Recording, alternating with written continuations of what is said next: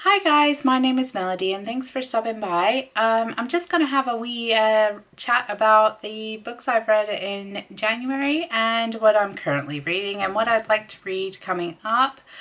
So I'm just going to let you know that the books that I put in my book haul, I haven't read all of those books. However, I am still reading on a regular basis, but it's a little bit slower now that I'm back at university and I have to read a lot of things that are the books that about pirates, crusaders and merchants, and kings and kindreds of Wales, medieval history stuff, which may not be your cup of tea, but it is generally mine, especially because it's basically this prince killed this prince because they were annoyed at this family member took this family member's land and burned down their castles, that sort of thing. That's what I do in my history classes. But today I'm just gonna talk to you about the couple of books I read in January, and what I'm reading now in February, and what I kind of have a couple that I want to read in this month as well, so I hope I get to those. So currently I am reading Mindhunter. It is about the FBI profiler. It's a series on Netflix. So far it's been quite good. There are like things that he says in the book that you have to remember that are come from a different era, so you've got to be a bit more lenient in the way he says stuff about, like, say, women and things like that. So because they are a bit cringy to the audience of today. Now, the books I did read in January, I read If You Tell, A Story of Murder, Family Secrets, and the Unbreakable Bond of Sisterhood by Greg Olson. That book I did give a 4 out of 5. I gave it a 4 out of 5 because the amount of abuse in it and some of the things in there were quite serious. It's not that the book wasn't decent, however, I felt that it could be treated a little bit better. I'm not going to go too much into that because that's a very triggering subject and I don't want to really talk to you about that in so much. If you do want to read it, I would suggest you read it if you're able to read stuff about child abuse and abuse of adults and gaslighting and things like that. Now, the other book I read was Conviction by Denise Mina. She's a Scottish writer. That was really good. I gave it 5 stars. It's about this woman whose marriage breaks down as she's listening to a podcast. She finds out that the people in this true crime podcast are people that she knew. And she goes on to this like whole journey across Europe and the UK, trying to solve a mystery and get everything together.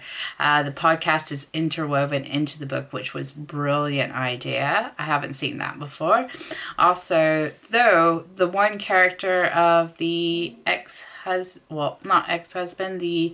the husband that was the other person in this marital split comes along with the ride. His character is a bit annoying. I think it's supposed to be that way, but yeah, he's a bit annoying and naive, and he does get a bit grating at times, but I think that's the way it's supposed to go with that book. I do highly recommend that book though for people who like podcasts and people who like mysteries and murder and things like that. It is a fiction book. It is not like the last book where that's true crime. This book is entirely fiction and it's a good read. And I would suggest that for you. Now that's basically the 2 books I got through in January due to the schooling things. I have gotten a Kindle now. I used to have a Kindle, but it kind of got old and set in a drawer. But I got another one because I like to read my PDF files for school on the train, and because I am an older lady, it's kind of hard to read them on a phone, so I got a Kindle so that I could read them. Well, it's a Kindle Fire. They were on sale on Amazon. I don't know if they're still on sale, but I would recommend those for you if you do like to read. They are, I guess, expensive, but they're not as expensive as an iPad. So, like, if you're like get one to surf the web and do all that, you can get one of those.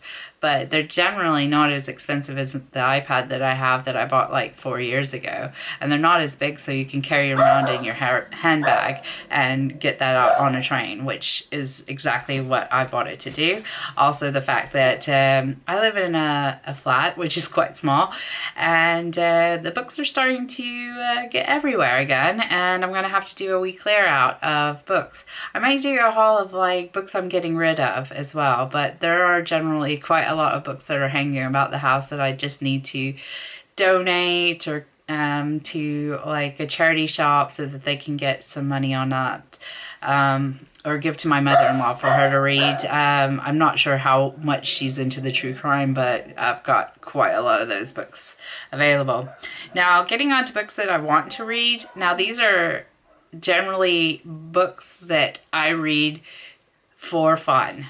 Okay, so that are more of a, let's say, like a nice nature of sort of like women redemption, things like that. A bit on the funny side. Some people call it chick lit, but I don't think it really is, because I think that it stands for men and women to both read.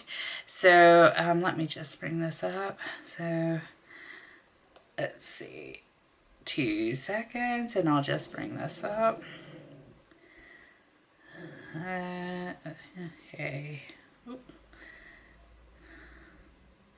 So we're just gonna find this. So one of the books is by Donna Porter. It's called So Lucky. She has written several books, and she was a presenter on the TV, as well as did fashion and things like that. And I'm sure she's still an author and writing in journalism. So basically she did journalism. So this book is called So Lucky. It was released in October. And it's basically about women and how they get through their life. Let me just have a look, see. It's showing the have-it-all culture, and it's just going through that. I'm not sure exactly the full extent of what it's about, but it is about women's life. I've read a previous book by her. That one was called The Cows, which was about 3 women and how their lives ended up integrating with each other and things like that. So that's actually a good book if you want to read that one. The other one is from my favorite author, one of my favorite authors, and that is Marian Keynes, and it's called Grown Ups. Basically, I read all of her books. Just bring this up. I love Marian Keynes because not only does her books have like maybe a little romance and like some like woman going out on her own and doing things, but it also has like a lesson, and it's funny at the same times. So this one I will just bring up. I've read all these books. They're absolutely brilliant. If you want a good writer and for chick lit, Marian Keynes is brilliant. So basically, let's see what it's about. It is about basically a family that's life looks perfect from the outside, but on the inside there is trouble.